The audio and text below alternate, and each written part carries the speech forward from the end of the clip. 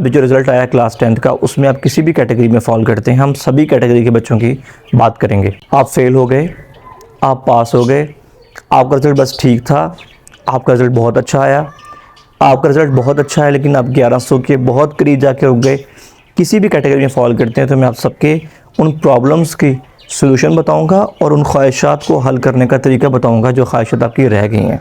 मिसाल के तौर पे किसी बच्चे के 1090 नंबर हैं, उसके 10 नंबर रह गए 1100 पूरा करने में, उसके दिल में ख्वाहिश आ रही काश मेरा 1100 होता, उसको सलूशन बताऊंगा, वो 1100 कर सकता है। ऐसे ही फेल होने वाले बच्चे पास कैसे हो सकते हैं, उन तमाम चीज़ों के बारे में मुकम्मल गाइड करूंगा, तो वीडियो को अपने लास्ट तक देखना है। सबसे पहली बात तो समझ लें कि जितने भी आपके टीचर्स हैं, आपके क्लास फेलोज़ हैं, आपके घर वाले हैं, सब आपको इम्प्रूवमेंट एग्ज़ाम में दाखिला लेने से मना करेंगे, समेत आपके दिल के। आपका दिल भी इस बात पर राज़ी नहीं होगा कि मैं इम्प्रूवमेंट एग्ज़ाम में दाखिला लूँ। वो भी ये बात कहेगा कि ठीक है, अभी इतनी मेहनत कर ली, अब दोबारा से कौन करेगा, ठीक है। और बहुत से यही वजह है कि बहुत से बच्चों ने अभी तक अप्लाई नहीं किया। वो बच्चे जिनके 4-5 सप्लीज़ हैं, वो भी डरते अप्लाई नहीं कर रहे, वो बोल रहे हैं कि पूरा साल में अगर मेरी क्लियर नहीं हुई तो अब कैसे हो जाएंगे। और इवन मैंने कुछ टीचर्स को ये ज़्यादती करते हुए सुना है कि वो किसी बच्चे को बुलाते हैं और उसे कहते हैं कि तुमसे पूरे साल में नहीं हुआ, अब तुम कैसे कर लोगे। हो जाएगा, अभी हो जाएगा, आपको मौका नहीं गंवाना है, आप सबको अप्लाई करना है। अप्लाई करना बड़ा ही आसान है, वेबसाइट को ओपन करेंगे, वहाँ पे इंप्रूवमेंट का पोर्शन अलग बना हुआ है, क्लास 9th में रीपेयर होने का ऑप्शन अलग बना हुआ है, एब्सेंट वाले बच्चों का पोर्शन अलग बना हुआ है और सप्ली वाले बच्चों का अलग बना हुआ है। जिस भी कैटेगरी में जाते हैं वहाँ जाके आपने सिर्फ और सिर्फ रोल नंबर लिखना है, ऑटोमेटिकली फॉर्म जो है वो अप्लाई हो जाएगा आपका। आपने डाउनलोड करना है, उसको प्रिंट करवाना है और सारा प्रोसीजर जो मैंने इस वाली वीडियो में शेयर किया हुआ है वो वाला आपने फॉलो करना है, तो इंशाल्लाह आपका जो दाखिला है वो चला जाएगा। ठीक हो गया। क्यों अप्लाई करना चाहिए आपको और उसका फ़ायदा क्या होगा, आपकी ख्वाहिशात कैसे पूरी होंगी, इसके बारे में बात कर लेते हैं। अभी मैं स्टार्ट कर रहा हूँ लाइक बच्चों से और आहिस्ता आहिस्ता मैं सप्ली वाले बच्चों की तरफ आऊँगा। सबसे पहले बात करते हैं उन बच्चों की जिनका 1100 ऑलमोस्ट हो गया, होते होते रह गया। देखिए, अगर आपके 1100 से ऊपर मार्क्स है ना, बेशक 1101 हो, तो इम्प्रूव करना ना करना आपकी चॉइस बन जाती है।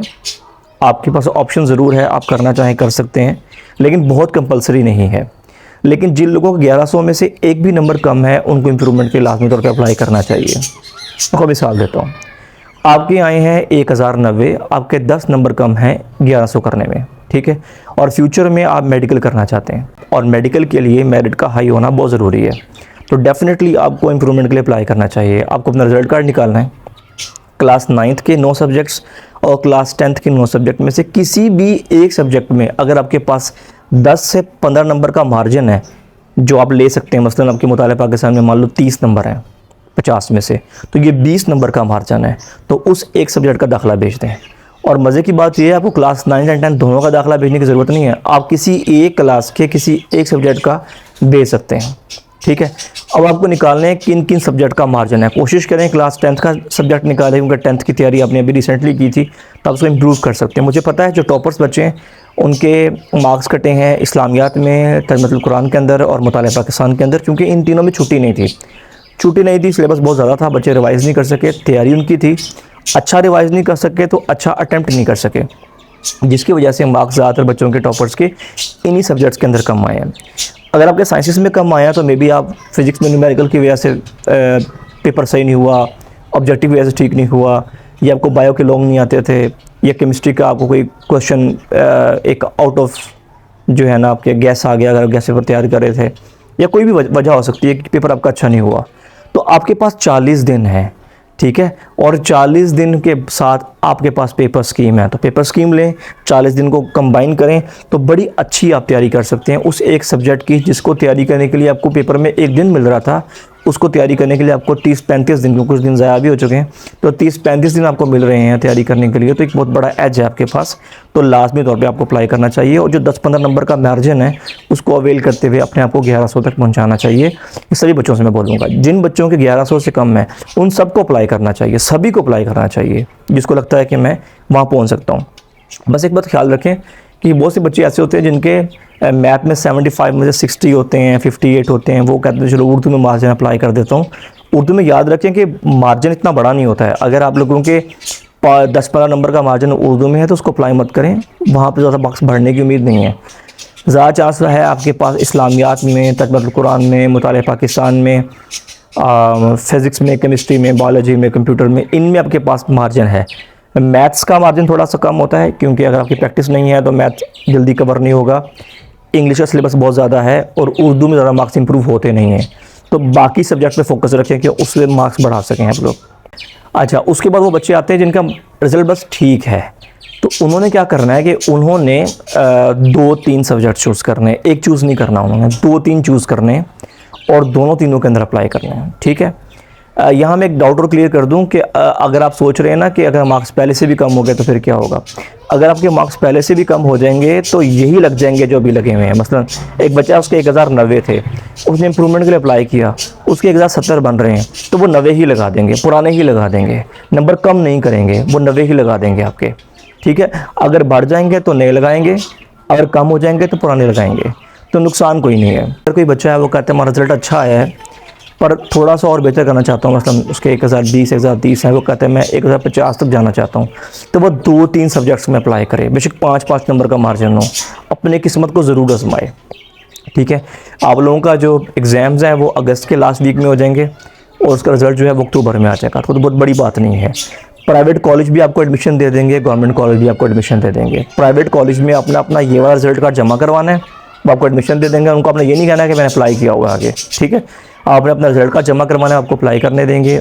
आप क्लासेस लेना शुरू कर लें फर्स्ट ईयर की और घर में तैयारी करें 10th की या 9th की, जो उसमें आप इम्प्रूव कर रहे हैं उसकी तैयारी करें, क्योंकि अभी तो कॉलेज में कोई टेस्ट वगैरह हो नहीं रहे हैं, तो आप उसकी तैयारी कर सकते हैं। और अगर आप लोग गवर्नमेंट कॉलेज आना चाहते हैं तो उसका एडमिशन तो वैसे भी अक्टूबर के अंदर होगा, तो इतनी मसले वाली बात नहीं है। अब उन बच्चों की बात करते हैं जो बच्चे पढ़ाई में बहुत ज़्यादा वीक थे और फेल हो चुके थे, उनका क्या करना है, उनका क्या होगा। तो पहली बात तो ये है कि देखें, जब आप फर्स्ट टाइम एग्ज़ाम देते हैं ना, तो कोई टीचर ये सोच भी नहीं सकता कि बच्चा फेल होगा। ठीक है, उसको पता भी है ना, अगर आप वीक हैं, पढ़ाई के अंदर तैयारी नहीं कर पा रहे, अपने पूरा साल ज़ाया कर लिया, तो भी वो कभी भी सोचना नहीं चाहता कि आप फेल हो जाओगे। वो आपको बाई क्लास के साथ लेकर चलता है। ठीक है, तो उन्होंने आपको लायक और दरमियाने तमाम बच्चों के साथ मिलाकर चलाया, जिसकी वजह से आप साथ चल नहीं सके, आपके मार्क्स कम आ गए और आप फेल हो गए। अभी आप अकेले हो, आपके साथ अभी क्लास में लाइक और वीक बच्चे और सब मिक्स होकर नहीं बैठे हुए, आप अकेले एक पहचान हो, एक इंसान हो। ठीक है, जिसकी सप्ली आई है। अब कोई एक्सपीरियंस टीचर आपको तैयारी करवाएगा तो वो सप्ली की तरह तैयारी करवाएगा, वो कुछ क्वेश्चंस को टारगेट करेगा और उसको प्रिपेयर करवाने की कोशिश करेगा, तो इजीली सप्ली पास हो जाती है। सप्ली पास करना कोई बड़ी बात नहीं है।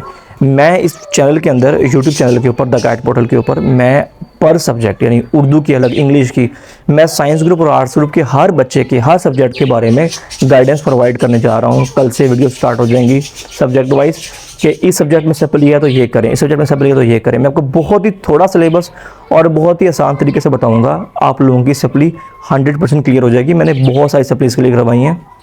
कोई बच्चा बहुत ही डीट हो या उसको परवाह ना हो किसी की, तो वो बिल्कुल ही किताब खोलना छोड़ दे तो वो फेल होता है, अदरवाइज़ वो सप्ली क्लियर कर लेता है। बहुत शॉर्टकट्स हैं, मैं आपको बताऊंगा, इंशाल्लाह आप लोग क्लियर हो सकते हैं। तो आप सब ने क्या करना है कि चैनल को सब्सक्राइब करना है, मुझे फॉलो करना है, और जितनी अपडेट्स मैं शेयर करूँगा आप लोगों ने रेगुलरली सुननी है, फिर ही आपकी चीज़ें क्लियर हो सकती हैं। और सब बच्चों ने इंप्रूवमेंट के लिए अप्लाई करना है। इतने ज़्यादा लोग अप्लाई करेंगे, पूरे जो बोर्ड के जो दफ्तर है हमारा लग जाए बच्चों का इंप्रूवमेंट का, फिर मैं समझूंगा कि मेरा कोई फ़ायदा हुआ आपको कुछ बताने का कि आप लोगों ने इस चीज़ को फॉलो किया है। सप्ली वाले लाजमी अप्लाई करें, ये मत सोचे कि हम अगले साल पूरा सब्जेक्ट देंगे और 3 सब्जेक्ट हमारे फेल हो गए हैं, बाकी में मार्क्स कम हैं, एसिमेट्रिक का क्या फ़ायदा, चलो हम दोबारा साल लगाते हैं। बेटा साल दोबारा ना लगाओ, ये बहुत बड़ा मार्जिन पड़ेगा, 100 नंबर का पड़ेगा। 100 नंबर के पीछे 365 दिन ज़ाया कर देना बेवकूफ़ी है। ठीक है, अभी 40 दिन वाले के अंदर इम्तिहान दें, सब बच्चे अपनी किस्मत को आजमाएं। अगर नहीं होता तो कर लेना, साल लगा लेना, फिर तो साल लगाना ही है ना आपने, अभी मत लगाओ। ठीक है, अभी जाने दो। और जिन बच्चों के मार्क्स अच्छे हैं वो बेहतर करें, जिन बच्चे 1100 हो सकते हैं वो 1100 बनाएं, स्पेशली वो बच्चे जो फ्यूचर मेडिकल करना चाहते हैं। अपना ख्याल रखें, अल्लाह हाफ़िज़।